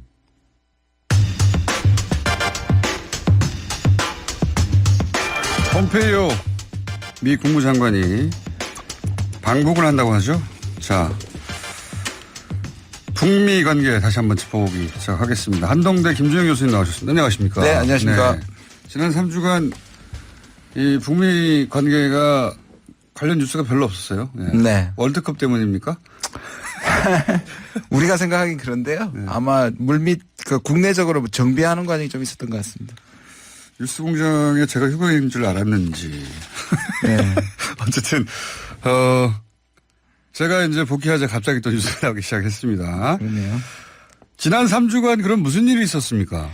좀 아무 일도 안 했을 리는 없고. 그렇죠. 네. 근데 보면 잘 될 때는 네. 그러니까 북미 간에 잘 될 때는 한국이 급하다고 얘기하면서 잘 안 될 때는 또 자기들이 급한 걸 보이잖아요. 왜냐하면 네. 3주가 사실 3주밖에 안 됐음에도 불구하고 뭔가 안 나온다고 지금 미국 내부에서 뭔가 문제가 있는 거 네. 아니냐. 반대파들은 봐라. 이제 결국 북한이 아무것도 안 하지 않느냐. 얻을 거 다 얻고 시간 끌게 한다. 시간 끌게 한다는 얘기가 나오고 있는데요. 제가 알기로는 그건 아니고요. 몇 가지 이유가 있습니다. 일단 약간의 기싸움은 있는 것 같아요. 왜냐하면 지금 미국이 그 한미 군사훈련을 중단했지만 사실 그렇게 만족할 만한 수준이 아니고 예. 북한이 초기에 많은 것들을 양보하는 데 비해서 좀 미국이 더 내놓기를 바라는 일종의 기싸움이 약간 있는데 그거는 본질은 아닌 것 같고요. 일단 지금 북한이 한 3주간 아무 반응도 안 했다는 거는 제가 이제 듣고 있는 부분인데요. 북한이 이제 무응답으로 일관했고요. 예. 근데 그것보다는 제가 이제 미국 가서 들은 정보는 첫 번째가 인사철입니다. 그러니까 아, 미국의 인사처리예요? 특히 국무부가 지금까지는 이 협상 과정에서는 폼페오가 지난번에 있던 CIA 사람들을 데리고 일을 했고요. 그렇죠. 그렇게 사실 알려졌죠. 남북미가 다 사실은 정보개통해서 했으니까요. 네. 근데 이거를 이제 정상적 궤도로 앞으로 실무 협상을 하게 되면 국무부 라인이 필요하다. 그리고 국무부 라인을 이용하는 것이 좋다 해서 제가 알기로는 노스 코리아 팀을 짜고 있는 걸로 제가 들었고요. 아, 네. 그러니까 폼페이오 장관이 이제 이미지는 CIA의 대빵이었는데 네. 아, 제가 참 단어가 저렴해졌네요. 대빵이 뭡니까? 원래 그러셨던 거 아니에요? 이 정도까지는 저렴하지 않았는데 간만에 복귀하다 보니 네. 수작이었는데 근데 지금 이제 국무부 수장으로 실제 접촉을 했죠. 예. 그러니까 자기 사람으로 라인업을 하고 있다. 예. 국무부의 인사들을 그 대북 라인을 만들고 있는 중이다. 예, 그거를 네. 미국에 가셔서 들으셨어요? 그렇죠. 썬턴도 지금 이제 사임한다는 얘기 있고, 성킴이 어느 자리로 다시 필리핀 대사에서 어느 자리로 가느냐 얘기가 또 나오고 있고, 예, 내부적으로 그걸 정비하고 있는 거로 국무부 들었습니다. 인사를 직접 미국 가서 만나셨어요? 네. 국무부 인사가 교수님을 만나줍니까? 예.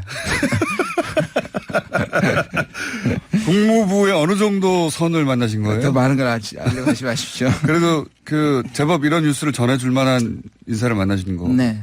일단 폼페오가 국무부 내에서 상당한 인기가 있습니다. 지금. 왜냐하면. 인기 있겠죠, 이제. 존재감이 왜냐하면 생겼으니까. 그렇죠. 존재감이 생겼죠. 틸러슨 때는 완전히 그랬었는데 존재감이 생겼고. 트럼프 대통령이 국무부를 굉장히 무시했잖아요. 그렇죠. 네. 특히 틸러슨은 사실 밑에서 위에서 다 무시당했던 사실 나갔고요. 그러면 그다음에 이게 미국만의 문제가 아니고 그 북미 정상회담 때 북한에는 김영철을 이게 통전부장을 얘기를 하지 않았습니다. 다시 말해 북한도 이게 이영호나 이수용 쪽으로 외교부 외무성으로 넘어갈 가능성이 있고. 그래서 네. 지금 그 성명서 작성할 네, 때 싱가포르 성명서에 북한 쪽에 카운터 파트너가 이름이 적혀 있지 않다. 그렇습니다. 네네. 그런 얘기 했었잖아요. 네, 네. 그 이유가 미국 쪽에서는 국무부 라인이 이제 확실히 있는데 그러면 카운터 파트너로 북한도 외무 담당하는 쪽에서 세워야 된다. 뭐 네. 이런. 제가 지난 3월 달에 헬싱키에서도 그때 이제 외무성 사람들이 약간은 반자조적으로 한 얘기가 뭐냐면 지금까지는 우리가 소관하던 일이다. 북미 관계, 네. 핵 문제는. 네. 그러나 자기들의 손을 떠났다. 네. 떠난 건 이제 통전부로 갔던 거 아닙니까? 네. 이제 다시 자기 이제 정상인 자기들한테 온다고 볼 수 있는 그럼 거죠. 북한도 외교 라인이 네. 미국도 외교 라인이 그럼 우리도 외교 라인이 마찬가지죠. 그래서 최근에 이제 폼페오 장관이 우리 강경화 장관을 계속 이제 전화하고 카운터파트 하면서 우리 외교부도 좀 위상이 약간 올라가는 것 같습니다. 어허. 그러니까 이제 정보 라인에서 외교 라인으로 넘어가는 그 기간이었기 때문에 3주간 소강 상태였던 측면이 있다. 왜냐하면 실무 협상을 하게 되면 아무래도 정보 라인보다는 그동안의 경험이 있던 북한에 대한 경험이 있는 사람들이 해야 되기 때문에 그런 수순을 밟을 수밖에 없는 측면이 있죠. 미 국무부의 그 엘리트 의식이 가장 강한 부처라고 하던데 여기서 폼페이오 인기가 올라갈 수밖에 없네요. 네. 네. 실세 장관이 온 데다가 한 가지만 더 말씀드리면 네. 세 가지 파트로 지금 이제 노스 코리아 팁을 짜고 있는데요. 세 가지 파트로요? 예, 하나는 제재 문제를 어떻게 할 것이냐. 제재 푸는 거. 예, 네. 제재. 그다음 비확산. 네. 이거는 뭐 늘 국무부의 중심 네. 것 중에 하나고 그다음에 이제 협상 실무팀이고요. 이 협상 실무팀을 동아태 차관보를 또는 특별 협상직이든지 하여튼 차관보급을 아마 성킴이 맡게 될 가능성이 매우 많은 것 같습니다. 이게 고급 정보에 해당되는 내용을 말씀하시네요. 네. 처음으로 얘기하는 겁니다. 어디서 들으신 게 있나 보네요, 실제로. 아니, 제가 말씀드렸지 않습니까? 국무부 사람들 만났다. 아니, 국무부의 말단을 만나실 수도 있잖아요. 말단도 돌아가는 건 알겠죠. 어쨌든 국무부의 인사를 통해서 확인한 정보, 외무부 라인으로 그러니까 외교 라인으로 3국이 모두 교체되는 와중인 것 같고, 예. 예. 그래서 강경화 장관도 카운터 파트너가 되어가는 중이다. 예. 예. 그렇군요. 그래서 조용했다. 또 한 가지 싱가포르 회담 이후에 교수님이 하신 말씀 중에 확인이 안 된, 네. 그러나 언론에 잠시 화제가 된, 네. 그리고 다 잊혀졌지만 저는 기억하는 그게 뭐냐면 북한과 이면 합의가 있을 것이다. 네. 네. 그런 내용을 말씀하셨는데 이면 합의의 내용은 나온 게 없어요. 현재까지. 있죠. 왜 없습니까? 있습니다. 뭐가 있습니까? 이면 합의라는 데서 조금 조심할 부분이 있는데요. 제가 뭐 꼭 피할 길을 마련한다는 의미가 그러니까 아니고. 성명서에 쓰지 않았지만. 그렇죠. 그런 의미. 예. 그렇지만 또 합의 수준은 완전한 합의냐, 언지를 준 정도냐, 또는 공감했느냐 수준은 저는 정확하게 알 수는 어쨌든 없지만. 북미가 만나서 서로 논의를 했는데 발표하지 그렇죠. 않았던 게 그렇죠. 있다. 그중에 첫 번째가 군사훈련. 군사훈련 있죠. 그렇죠. 예. 그다음에 두 번째가 트럼프가 수준의 북한이 비핵화를 시작할 것이다. 이건 일종의 로드맵이거든요. 네. 그거는 뭔가 들었다는 말이고. 네. 그다음에 나중에 이제 이게 동창리일 것이라고 얘기를 하는데 미사일 엔진 시스를 네. 폐기할 것이라고 얘기했고요. 그다음에 지금 이제 그 시기 가지고 로드맵 그 타임라인을 가지고 좀 논란은 있지만 폼페오가 2년 6개월이라는 말을 자기도 모르게 지나가는 말을 좀 했었습니다. 맞습니다. 예. 예. 2년 6개월이라면 재선 이후인데요. 재선까지죠. 대선 때까지죠. 아마도 그 미 대선에 맞춘 발언이 아니었나 저는 그렇죠. 그렇게 뭐 받아들였는데. 그렇게도 볼 수 있지만 그다음에 이제 그게 이제 논란이 되니까 뒤에 이제 좀 없다라고는 얘기했지만 이런 것들이 이면 합의 존재 여부를 어느 정도 좀 보여주는 증거라고 생각을 합니다. 저는. 네. 그러면은 이제 성명서 합의문에는 없지만 미사일 폐기 문제. 네. 사실 이 폐기 문제 미사일 폐기장 엔진이죠. 정확하게 말하면 미사일 엔진 폐기 가지고 이거 별거 아니다라는 얘기도 있는데 네. 별거 아닌 게 아니지 않습니까 이건? 그렇죠. 이게 동창리가 되게 되면 이제 별거 아니라는 쪽에서는 그런 겁니다. 그러니까 북한이 지금 뭐든지 별거 아니라고 해요. 이런 발사 실험 장소가 굉장히 많다고 보는 거고요. 네. 그다음에 지금 어제 이제 군 정보 쪽에서도 나온 얘기가 뭐냐면 실제로 동축 우라늄도 사실 영변 외에도 한 적어도 최소한 3개일 것이라고 지금 합쳐서 포함해서 3개일 거라고 얘기하고 풍계리 할 때도 그 사실 이제 더 이상 사용할 수 없어서 한다고 그랬는데 사실 3과 4는 아니거든요. 그렇게 치면 분명히 진전임에도 불구하고 이걸 계속 이제 평가절하하는 것이 미국의 버릇이고 또 협상 전략이겠죠. 그리고 이런 평가절하를 하는 언론들이 항상 보면 트럼프 대통령이 북한과 관련해서 했던 일들 대부분은 별거 아니라고 계속 얘기해요. 그렇죠. 예. 정상회담도 별거 아니라고 합니다. 이젠 또. 그렇죠. 예. 별거가 뭔지 모르겠어요. 예. 그렇게 트럼프 대통령이 미국 주류 언론에 대해서 평가절하당하는 건 뭐 하루 이틀은 아닌데 그 외에 그러면 이면 합의 뭐가 또 있다고 보십니까? 이번에 오늘 어젠가요? 미국의 이제 CBS에서 Face the Nation하고 Fox News Sunday에서 이제 볼턴이 또 몇 마디 했지 않습니까? 발음이 너무 좋으신 거 아닙니까? 팍스 같은 경우는. 그런데 거기서 얘기한 게 뭐냐면 1년 얘기를 했어요. 1년 내에 우리가 왜 얘기하는 소위 말하는 WMD 그러니까 네. 대량 살상 무기에 관해서 1년 내도 거의 전부가 폐기될 수 있는 가능성이 있다. 탄도미사일 얘기도 했습니다. 네. 전부 합쳐서요. 네. 생화학 무기까지. 네. 대량 살상 무기는 없애겠다 이거죠. 네, 그렇죠. 대량 살상 무기 전부를 어마어마한 양의 북한의 그것을 없앨 수 있다고 얘기한 것은 일종의 기싸움이겠지만 거꾸로 얘기하면 지난번에 제가 말씀드린 것처럼 폼페오 2차 방북했을 때의 프론트 로딩, 초기 조치에 관한 걸 이제 볼턴이 더 가지고 더 이제 리비아 모델로 몰고 갔었는데 그것과 비슷한 이 어법인 것 같아요. 다시 말해서 북한이 초기 조치에 대한 얘기를 했을 것인데 그거를 1년 내로 거의 모든 것을 폐기하는 식으로 지금 얘기를 한 거 보면 그만큼은 아니라도 북한이 거기에 대한 얘기 또는 북미 간에 했다는 얘기의 반증일 수도 있죠. 그러니까 대량 살상 무기, 그러니까 뭐 여기는 화학 무기 같은 걸 의미하는 것 같고 그리고 탄도미사일 이거 초반에 어느 정도 해줘야 트럼프 대통령 미국 국내 정치적으로 볼 때도 굉장히 중요하지 않습니까? 내년이면 대선 그렇죠. 분위기가 나기 시작할 텐데. 그런데 이제 그걸 1년 이내에 볼턴이 거론한 게 지난번에는 그냥 압박이었는데 협상 전에는 그러니까 정상회담 전에는 정상회담을 한 이유는 이게 서로 얘기가 되는 게 있으니까 이런 얘기가 나왔을 거라. 그렇죠. 예. 볼턴하고 김정은 위원장하고 사진 찍은 게 김정은 위원장이 사진 찍자고 해서 찍었다는 얘기가 나왔어요. 예. 네. 자기 국내 그러니까 북한 내에 강경파들한테 보여주기 위해서 자기한테 사진을 찍었다 그러고 기분이 어땠냐 하니까 아주 멋졌다고 얘기하는 얘기를 했었죠. 볼턴이 김정은 위원장과 관련해서 조금이라도 긍정적인 얘기를 한 건 처음이에요. 그렇죠. 왜냐하면 이제 가치를 안 거죠. 사실 이게 적대적 공생이라고 볼턴이 사실상 저렇게 살아남아 있는 것이 몇 번 반대하고도 김정은 때문일 수도 있지 않습니까? 그렇죠. 만약에 자르면 북한 눈치 보느라고 잘랐다고 할 거니까 이게 역설적으로 볼턴이 살아있는 건 김정은 위원장 때문에 살아있는 겁니다. 그러니까. 그걸 알았겠죠 이제. 네. 이와간 그런 뉴스도 나왔고요. 그러니까 볼턴이 팍스요? 네, 팍스하고 인터뷰에서 김정은 위원장이 그런 제스처를 취한 것이다. 그리고 그거는 북한 내의 강경파에게 김정은 위원장이 당신하고도 당신이 그렇게 나쁜 사람이 아니라는 걸 보여줄 필요가 있다. 또는 제압했다고 얘기할 수도 있죠. 자기가 볼턴을 가서 직접 제압했다. 그 얘기에서 이제 북한에도 강경파가 있다는 메시지이기도 하잖아요. 이게. 그럼요. 당연히 있죠. 어느 나라나 어느 조직이나 있긴 있죠. 네. 예. 지금 응답 자체를 안 한다든지 지난번에 한국의 그 군사훈련 그 부분에 대해서 특히 스텔스라고 TH 발음까지 하신 겁니까? 그거에 대한 얘기했을 때 북한이 반발했던 거는 제가 최근에 미국 갔다 와서 그렇습니다. 죄송합니다. 반발했던 거는 뭐냐면 일종의 그 내부적인 여전히 북한 김정은 위원장의 변화를 따라가지 못하는 군부의 일종의 움직임일 수도 있고요.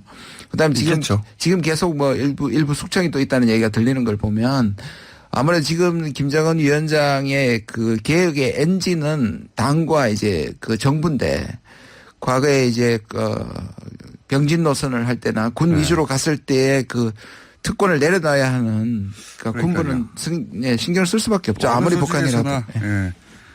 북한은 사실 그 병영 국가인데요. 그럼요. 예, 병영 국가인데 그 군이 막강했는데 특히나 핵 개발하는 동안은 굉장히 막강했는데 그게 이제 뒤로 밀려나야 되는 거 아닙니까? 그렇죠. 예. 그런 상황에서 불만을 가진 세력이 있겠고 그런 세력을 잘 다루지 못하면 큰일 나는 거죠. 네. 어느 나라에서나 군을 잘 못 다루면 큰일 나는 건데. 그렇죠. 그런 차원에서 나온 말인지 농담인지 아니면은 뭔지는 모르겠습니다만 지금 볼튼 보좌관이 그런 얘기를 했어요. 예, 북한에 강경파가 있는데 당신이 그렇게 나쁜 사람이 아니라는 걸 보여줄 필요가 있다. 실제 사진도 실렸습니다. 그렇죠. 예, 이 말에 또 좀 중요를 그러니까 말씀하신 것처럼 연결돼 있는지 안 돼 있는지는 모르지만 중요한 것이 뭐냐면 이게 진짜 실제로 북한이 계속 미국이 압박에 의해서 포기하는 모습을 보인다면 이 반대파나 강경파들이 반발할 수 있는 건덕지를 주는 거거든요. 그러니까 김정은이 자기가 자신 있게 자발적으로 포기하는 모습이 되어야 되지 안 그러면 이게 이제 내부적으로 문제가 될 수 있다는 거 우리가 좀 우려할 필요가 있습니다. 그 중요한 대목인 것 같은데 그러니까 북한은 스스로 명예롭게 자기들이 내려놓는 거지 미국이 경제 제재를 해서 우리가 어쩔 수 없이 포기하는 게 아니다. 이걸 굉장히 신경 씁니다. 또는 경제 지원을 해서 우리가 팔아먹는 게 아니다라고. 그러니까 그래서 미국더러 우리가 언제 경제 지원해달라고 했냐 이 말을 계속 하는 거잖아요. 맞습니다. 그러니까 핵을 돈 받고 팔아먹었다는 얘기가 나오지 않도록 하는데 굉장히 신경을 많이 씁니다. 맞습니다. 자존심 문제이기도 하고 그 군을 다루는 문제. 예?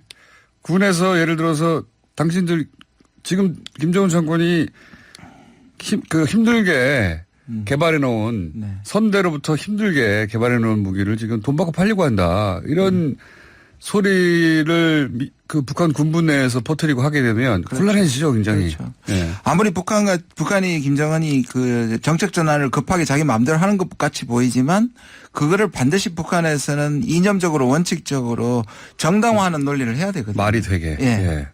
그거 굉장히 신경 쓰죠. 말이 되게 하는데. 그렇죠. 근데 그 중에서 핵심이 스스로 명예롭게 전 세계 비핵화의 추세에 발맞춰서 그래서 미국한테도 이거 요구하는 겁니다. 그렇죠. 북한이 미국도 군축하라고. 네. 핵강국끼리의 군축. 그러니까요. 미국도 군축하라고 김정은 위원장이 요구하고 있다는 거. 한편으로는 멋진 일입니다. 니들도 군축해 이거 아닙니까? 네. 그래서 지금 북한의 논리는 핵을 보유한 국가끼리 군축 회담을 하고 있는 거예요. 그렇죠. 맞습니다. 예. 그래서 각자 핵을 일정 정도 내려놓는 핵을 그런 회담 중인 거거든요. 그게 북한의 논리입니다. 예. 한반도 비핵화라고 얘기하는 것도 마찬가지고요. 실제로는 보면은 북한에 대한 비핵화인데 이게 자기만 포기하는 것처럼 보이지 않기 위해서 한반도 비핵화라는 얘기를 계속 하고 있는 거고. 그러니까 이제 그 소위 군사훈련 중에 핵이 동원되는 군사훈련 하지 않겠다고 트럼프가 나온 것도 그런 맥락에서 맞습니다. 북한이 핵을 포기하는데 근데 이제 핵을 잔뜩 실은 전폭기라든가 아니면 뭐 핵 잠수함이 와가지고 얼쩡거리면 북한 입장에서 얼쩡거리면 이거 말이 안 되지 않느냐. 그렇습니다. 뭐 말이 되는 겁니다. 지금 이 진행 과정은. 그렇죠. 그러니까 네. 이걸 만약에 우리가 적용을 한다면 우리는 이게 북한 비핵화지만 북한이 저렇게 얘기하는 건 좀 그냥 무시하고 넘어갈 필요가 좀 있습니다. 자, 그런 논리로 북한 비핵화는 진행되고 있는 거고요. 그거 우리가 신경 써줘야 되는 부분도 있습니다. 사실. 네, 맞습니다. 남쪽에서. 부분을 보수 매체는 오히려 공격하겠죠. 그렇죠. 당연히. 네. 자, 폼페이오 장관이 그럼 방북을 한다는 건 그러면 대충 라인업이 다 정리됐다는 거네요. 네, 그런 것 같고요. 이제 발표만 남은 것 같고. 근데 이제 여기서 좀 우리가 좀 주목해야 될 부분은 폼페이오가 지금 가면 세 번째 아닙니까? 네. 다 성격이 다릅니다. 첫 번째 갔을 때는 아무도 안 알리고 거의 한 달 후에 네. 간 다음에 한 달 후에 얘기를 할 맞습니다. 정도로 비밀리 갔고요. 왜냐하면 완전히 어떻게 될지 모르니까. 맨 땅에 헤딩을 할 네. 시점이었으니까. 근데 두 번째는 그 세 사람을 데리고 오는 거에 초점을 맞췄습니다. 네. 그 외에는 확신할 수 없었기 때문에. 네. 근데 세 번째는 비핵화라는 과정이란 목적을 갖고 가기 때문에 가서 뭔가를 얻어내지 않으면 미국도 곤란해요. 그렇겠네요. 그러니까 그것도 시간이 필요했던 거고요. 그러니까 뭔가 모르게 이번에 가서 성과라도 가져와야 된다고 얘기를 했고 제가 또 한 가지 더 말씀을 드릴까요? 국무부 아까 얘기. 네. 미국도 이거를 이제 워낙 정치적이고 폼페오도 정치적이고 트럼프도 정치적이니까 이번에 북한을 가서 하더라도 다 밝히지는 않을 거라고 생각해요. 왜냐하면 한 달 또는 한 달 반 주기로 한 건씩 터뜨리겠다는 게 지금 폼페오의 계획인 것 같습니다. 아, 그러니까 이 북한 관련 뉴스를 관리를 해서 이미 계속 합의가 된 동력을, 것도 바로바로 발표하지 않고 이게 뉴스가 계속적으로 지속적으로 뉴스 관리하는 거죠. 네, 그렇습니다. 뉴스가 계속 성과가 있다는 게 다시 기회가 있을까요? 한 달에 한 번 정도 좀 나와줘야 계속 나아지고 좋아지고 보고 싶어서 있구나. 그렇죠. 이렇게 될 테니까 여론이 그렇게 좋은 뉴스가 합의가 한꺼번에 되더라도 나중에 발표할 것이다. 네. 그거는 어디 들은 게 있는 겁니까? 아니면 추정입니까? 아니면 놀라운 아니 아까 얘기했던 국무부 국무부 말단 직원. 네. 말단 직원과 얘기하다 보니 그렇게 하려는 것인가 하는 짐작이 혼자 생각이 들었다. 네. 아닙니다. 그 얘기를 들었습니다. 그렇군요. 그러니까 이면 합의가 있다 손 치더라도 성과가 있다 손 치더라도 네. 한 번에 안 나오고 앞으로 한 달에 한 번 정도씩 나올 거다. 왜냐하면 지금 트럼프가 국내적으로 이민법과 관련해가지고 굉장히 궁지거든요. 미국 내에서 궁지입니다. 미국 내에서 궁지입니다. 예, 부모하고 자식을 떨어뜨려 놓기 때문에. 지금. 그렇죠.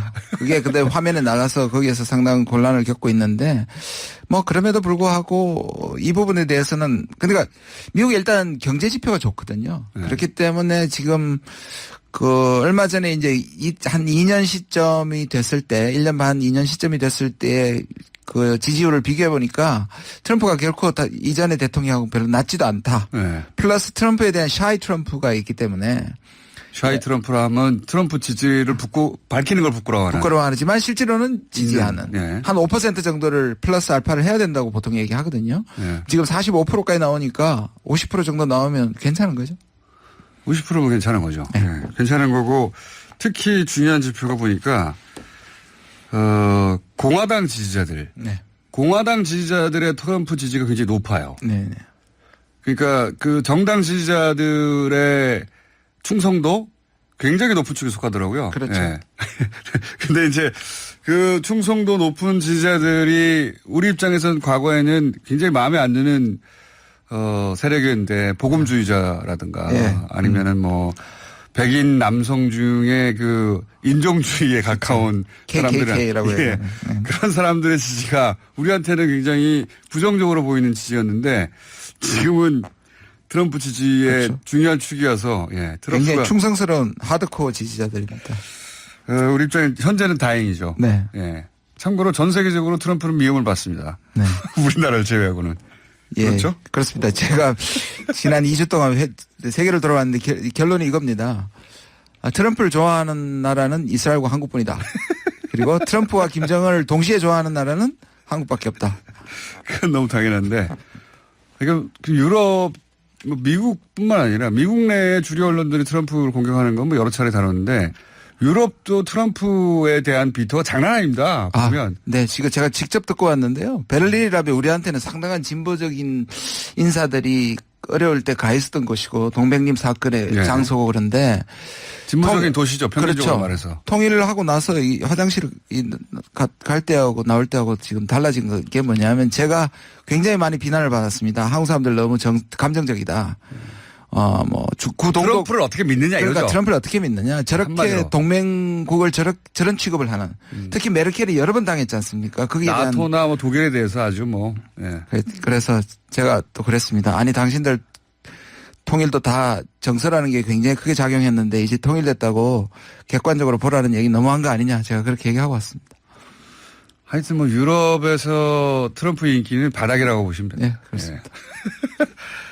미국 내에서부터 더 싫어하는 것 같아요. 네, 맞습니다. 예, 좋아할 요소가 미국 내에는 하다못해 공화당 지지자들에도 있죠. 그렇죠. 유럽에서는 트럼프를 지지할 이유가 단 하나도 없죠. 단 하나도. 그래서 아까 공화당 지지자 말씀을 하셨는데 공화당 지지자 중에 이렇게 자본가들이나 또 월스트리트 이런 데서는 상당히 좀 지금 우려를 하고 있습니다. 왜냐하면 이 자유무역 같은 거에 대해서 G7에서도 예. 여러 가지 사고를 치고 있기 때문에 미국의 주류 사회가 좋아하지 않을 일을 무척 골라서 합니다, 지금. 그렇죠. 예. 그 보호무역이라는 것도 미국이 그 서구 사회가 자기들 중심으로 만든 그 자유무역 체제가 있고 그걸로 이득을 본 세력이 오랫동안 있는데 그럼요. 그 갑자기 뒤엎어버리니까 유럽도 난리가 나고 미국 내에서 말씀하신 그런 세력들도 이거 큰일 나는 거 아닌가. 예. 우리는 알 바 아니군요. 우리 입장에서는 트럼프가 앞으로도 다시 나오기 힘든 예. 이 북미 관계를 이렇게 풀 대통령은 앞으로 절대 안 나온다고 봅니다. 그러니까 없어지기 전에 빨리 이거를 기정사실하게 트럼프 임기 내에 빨리빨리 잠궈버려야 됩니다. 이거. 유럽에서 트럼프가 얼마나 미움을 받는지 그 원래 자유세계의 리더는 미국 대통령이었거든요. 네네. 언제나 2차 대전 이후로. 네. 2차 대전 때 유럽을 구한 게 미국이었으니까. 그렇죠. 독일도 항상 미국에 대해서 접어주고 들어갔는데 그렇죠. 최근에 자유세계의 리더는 메르켈로 바뀌었습니다. 유럽에서는. 그렇죠. 왜냐하면 영국도 지금 브렉시트로 나가버렸기 때문에 예. 실질적으로 메르켈이라고 할 수 있고요. 아니 실제 그런 말도 해요. 예, 자유세계의 리더가 메르켈이라고. 네. 예. 그 정도로 트럼프 대통령이 인정을 못 받고 있다. 지금 우리도 난민 문제가 그런데 난민 문제라든지 자유무역 문제에 있어서 지금 독일이 다 책임을 사실상 거의 어깨에 두치고 있다고 봐도 과언이 아니죠. 경제적으로도 뭐 유럽을 리드하고 있고, 예. 정치적으로도 윤리적으로도, 예. 뭐랄까 유럽적 가치에 가장 그 기치를 높이던 게 메르켈이에요. 현재. 근데 솔직히 저는 베를린에서 좀 섭섭했습니다. 트럼프 어떻게 믿냐. 예. 그런 말. 뭐 그들은 믿을 수 없겠죠. 예. 네. 그들은 믿을 수 없겠고 그들은 믿지 않아도 되죠. 네. 믿을 만한 한 행동을 트럼프가 유럽에 한 적도 없고 우리한테는 한 적이 있습니다 지금. 그리고 우리한테는 필요하니까. 네, 맞습니다. 꺼지라고 좀 전해 주십시오. 자, 총 정리하면은 이제 한 3주간 소강 상태였던 건 외교 라인으로 중심축이 옮겨가기 때문에 이제 라인업이 이제 만들어졌기 때문에 앞으로 뉴스도 계속 나오겠네요. 예, 그럴 것 같습니다. 예. 그리고 이면 합의는 뭔가 있는데 이미 했는데 한 달에 한 번 정도 꼴로 나올 것이다. 그런 거고. 규모나 시간표는 아주 정확하게 합의하진 같지는 않고요. 대강에 서로 공감대 이루는 정도였기 때문에 약간의 아까 말씀드린 약간의 기싸움은 존재하는 것 같습니다. 아직도. 존재하는 것 같고. 마지막으로 이건 어떻습니까? 김정은 위원장이 이제 중국을 무척 가까이 두려고 노력하잖아요. 지금 네네. 보니까. 네. 그러면서 이 중국 접경 지역 시찰하고 뭐 제재 완화, 경제 제재 완화, 에 대한 성명서 초안을 중국이 유엔 안보리에 보냈다고 하고 뭐 유엔 안보리에 중국만 보낸다고 될 일은 아니지만 보냈다고 하고 네. 경제 제재를 하려고 지금 노력하는 중인 거 아니에요 지금 그죠? 예. 네. 근데 아까 그 미국 국무부 팀이 세 팀으로 나눠졌다. 고급 정보입니다. 네. 확실히 맞다면은 거기에 경제 제재 팀이 있다는 거 아닙니까? 네네. 그러면 이 경제 제재가 원래는 비핵화가 끝난 다음에 모든 핵이 다 사라졌다는 이후에 경제제재가 될 것처럼 얘기해 왔는데 그게 아닌가 봐요. 지금 굉장히 핵심을 짚으셨는데요. 네. 제가 미국 가서 지금 실질적으로 이제 이 제재 문제 때문에 사실 지금 트럼프와 네. 의회 그리고 트럼프와의 반대자 사이에 지금 굉장히 민감한 그렇죠. 쟁점이 되고 있는데요.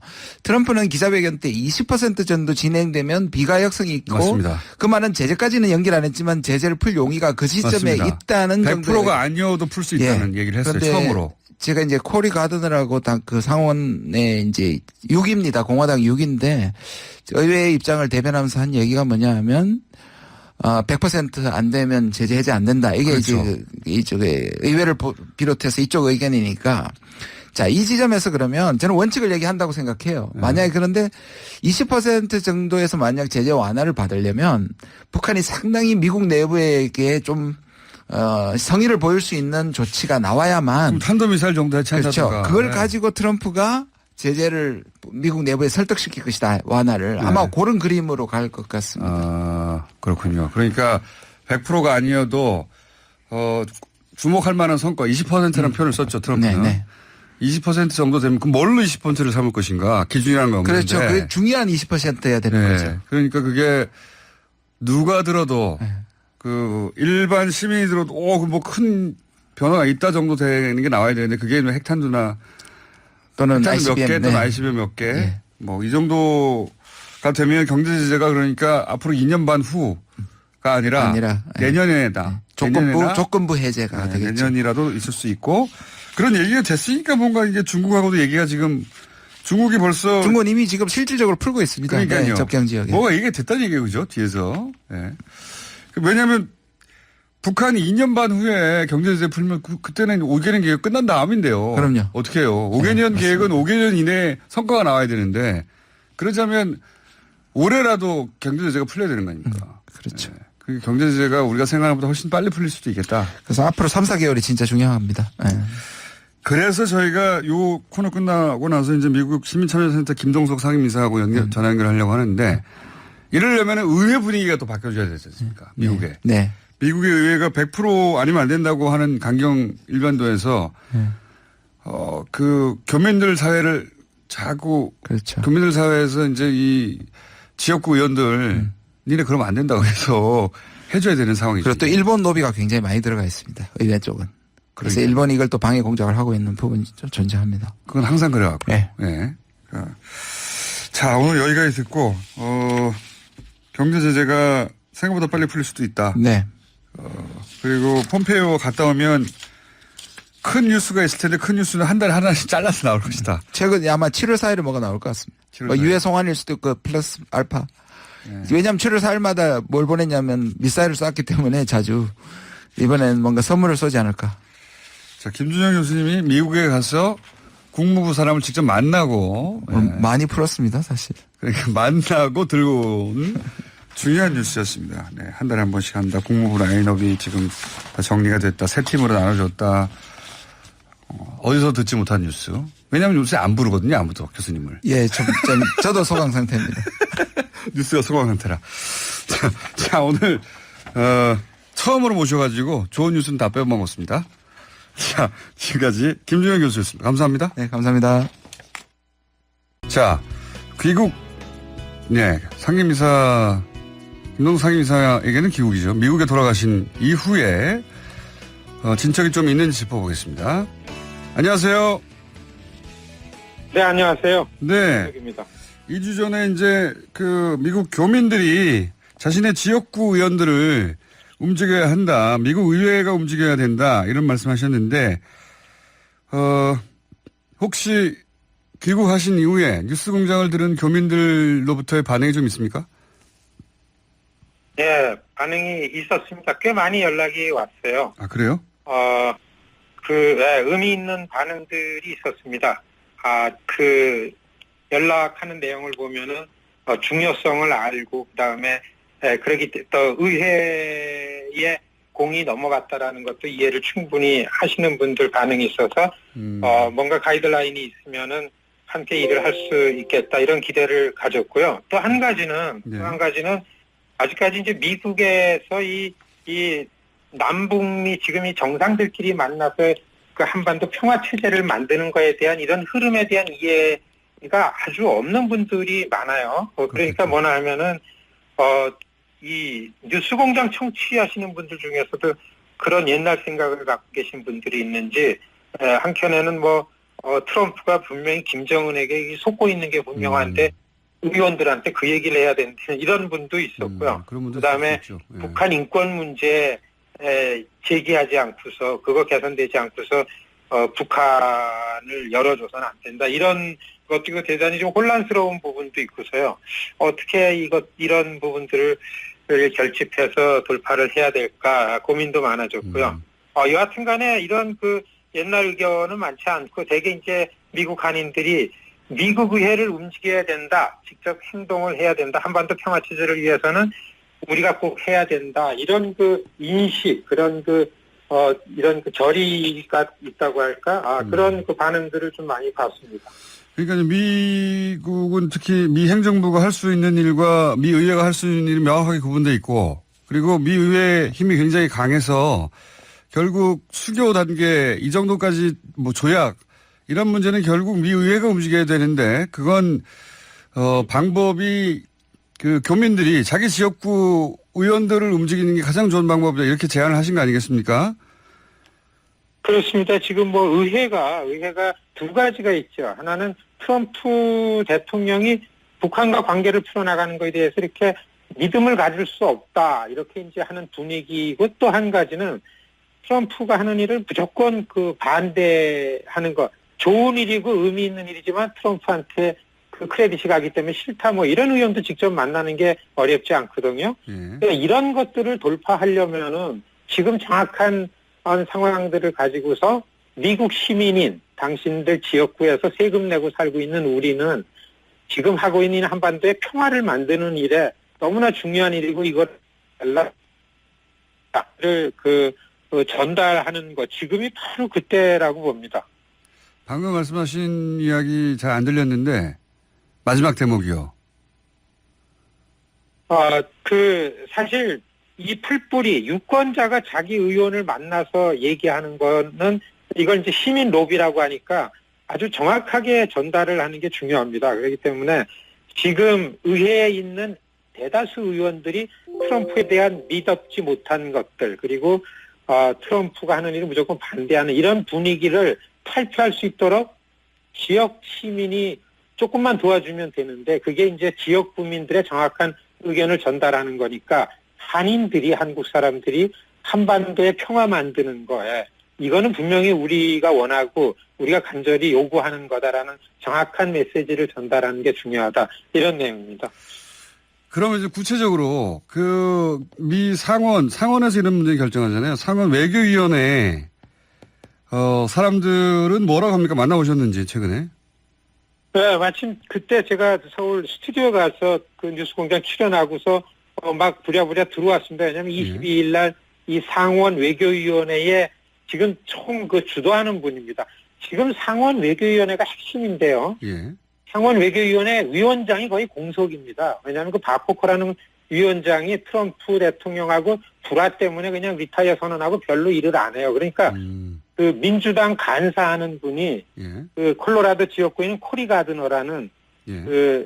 상원 외교위원회 아시아 태평양 소위원장입니다. 이 두 분이서 이제 일을 하는데 두 분 다 한국 사람들하고 가깝고 반 메넨데스라는 민주당 간사 지금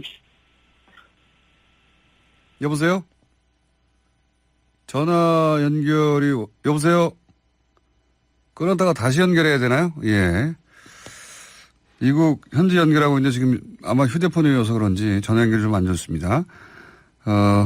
저희가 지금 미국 의회를 움직여야 된다는 얘기하고 있고요. 미국 시민참여센터 김동석 상임인사와 이 얘기 나눈 중인데 연결됐나요?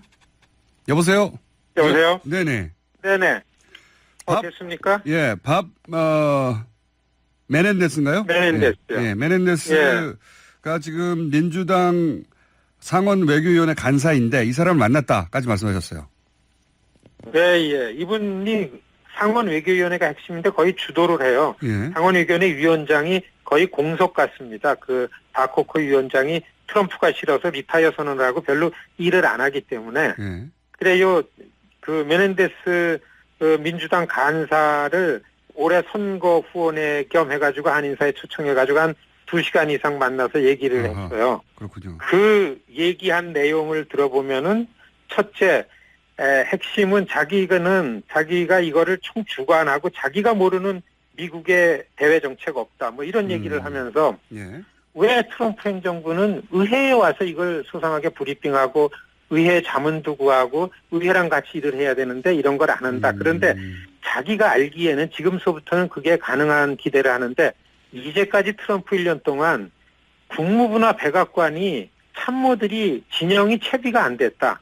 이걸 담당하는 국무부 직원이나 이런 게 없었기 때문에 아마 의회에 와서 이걸 소상하게 대통령 뜻을 잘 아는 사람이 오지 않았던 것 같다. 그렇기 때문에 이제 의회가 직접적으로 다 의견을 내고 이 일을 해 나갈 거다. 이런 내용을 하면서 앞으로 철저하게 의회가 감독하고 견제하고 이렇게 할 거다. 원하는 게 뭐냐 이러면서 얘기를 나눴습니다.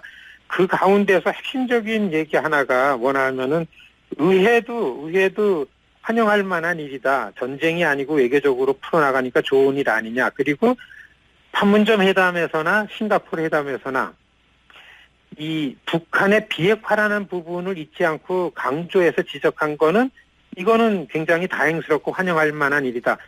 그래서 핵무기나 장거리 미사일이나 그리고 이 핵 분열을 다시 일으키고 이런 그 핵 발전을 할 수 있는 이런 부분들을 폐기하는 게 확실하면은 북한 체제를 보장해 주는 거 나 반대하지 않는다. 이제 외교위원장격 되는 사람이 직접 이 여러 사람이 있는 데서 이 얘기를 나눴어요. 아니나 다를까 그 얘기를 나누고 난 다음에 나흘 있다가 의회에 들어가더니만 코리 가드너랑 같이 초당적으로 대북한 정책 감독법 우리말로 하면요.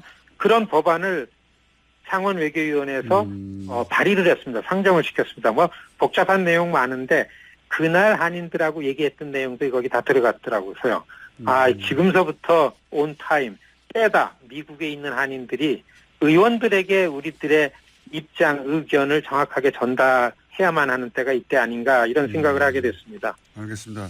지금 2분밖에 안 남아서 오늘 요약을 하자면 지금 상원위원회가 중요한데 상원의 외교위원회가 중요한데 거기 외교위원회. 민주당 간사가 주도하고 있고 밥 메넨데스는 뉴저지주 상원의원. 뉴저지주에 한인들 많이 살지 않습니까?